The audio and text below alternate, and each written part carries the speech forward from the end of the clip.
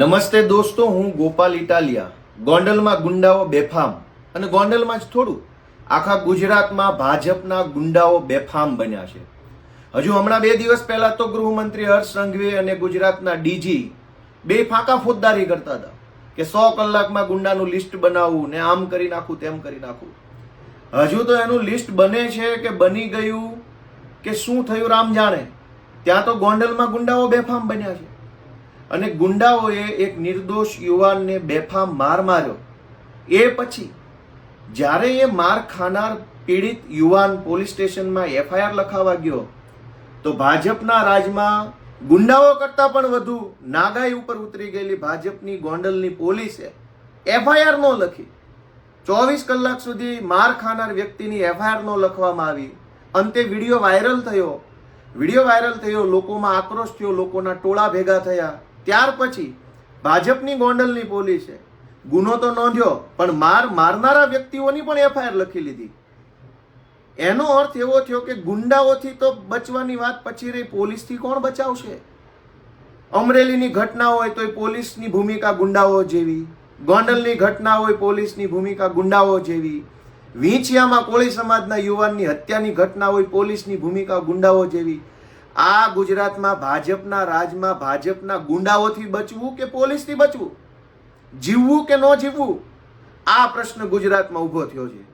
અને ગુજરાતના હર્ષ સંઘવી અને ગુજરાતના પોલીસ અધિકારી ફાંકા ફોજદારી કરે છે કે 100 કલાકની અંદર ગુંડાઓનું લિસ્ટ બનાવવું.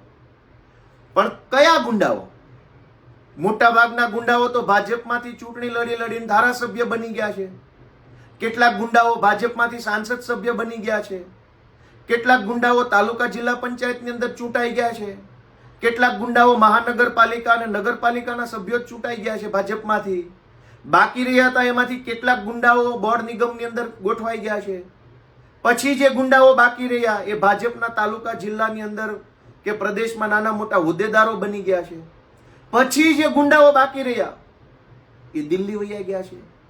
ગુંડા જ ગુંડા છે અને તમામ ગુંડાઓ સારી જગ્યા ઉપર બેસી ગયા છે. તો ગુજરાતમાં હર્ષ સંઘવીની કે ડીજીની થોડી એવી હેસિયત છે કે જે ગુંડાઓ તાલુકા જિલ્લા પંચાયતમાં ચૂંટાઈને બેસી ગયા છે એનું લિસ્ટ બનાવે? પબ્લિકની આંખમાં ધૂળ નાખવા માટે થઈ, ગુજરાતની જનતાને છેતરવા માટે થઈ અને લલ્લુ પંજુ ટાઈપના ટપોરી કંઈક નાના મોટા દારૂ પીવાના કે દારૂ વેચવાના કે કંઈક ચપ્પલ ચોરવાના સાયકલ ચોરવાના ગુનામાં પકડાયા હોય એવા લલ્લુ પંજુઓના લિસ્ટ બને છે. ભાઈ હર્ષ સંઘવીની હેસિયત હોય, ગુજરાતના ડીજી છે એ ભાજપ વાળાથી બીતા ન હોય, ગુજરાતના ડીજી મુખ્ય પોલીસ અધિકારીને જો ભાજપની બીક ન લાગતી હોય તો આપું ભાજપના 50 ગુંડાઓનું લિસ્ટ લખીને આપે મને કે ખાતરીબંધ પગલા લેવામાં આવશે. 50 ગુંડાનું લિસ્ટ તો હું મારા ઉમરાળા તાલુકાના ભાજપના 50 ગુંડાઓનું લિસ્ટ આપવા માંગુ છું, પણ લખીને ખાતરી આપો કે પગલા લેશો. મોટા ભાગના ભાજપના ગુંડાઓની વિરુદ્ધમાં એફઆઈઆર લખવામાં આવતી નથી. અને કોઈ ઘટનામાં વિડીયો વાયરલ થાય તો અને તો જ પરાણે પોલીસ વાળા એફઆઈઆર લખે છે. એનો અર્થ તો એવો થયો કે તમને કોક મારે, મારી જાય, બળાત્કાર થાય, છેડતી થાય, લૂંટ થાય, ગમે તે થાય, વિડીયો નહીં હોય તો પોલીસ સાંભળશે નહીં, અને વિડીયો નહીં હોય તો એફઆઈઆર નહીં લખે. મતલબ હવે આપણે માર ખાવાનો તો કેમેરામેન લઈને ફરવાનું, વિડીયો ન હોય. જે ઘટનામાં વિડીયો હોય છે એમાં પણ ભાજપના પોલીસ વાળા એફઆઈઆર નથી લખતા. જે ઘટનામાં વિડીયો નહીં હોય એમાં હરિભજો. દોસ્તો, ભાજપના ગુંડાઓ ગુજરાતમાં બેફામ બન્યા છે. 100 કલાકમાં લિસ્ટ બનાવો કે 10 કલાકમાં લિસ્ટ બનાવવું નહીં, ભાજપના ગુંડાઓ હવે એટલી હદે બેફામ બન્યા છે કે આનું લિસ્ટ બનાવે મેળ નથી પડે એમ. આને ઘર ભેગા કરો તો અને તો જ કંઈક સુધારો આવે એમ છે. ગોંડલમાં જે કાંઈ ગુંડાઓ લુખ્ખા તત્વો, તમે જુઓ છાસવારે ગોંડલનું નામ આવે છે. અને ગુજરાતના હર્ષ સંઘવીના બુલડોઝરની અંદર એટલો દમ નથી કે ગોંડલમાં જઈ શકે.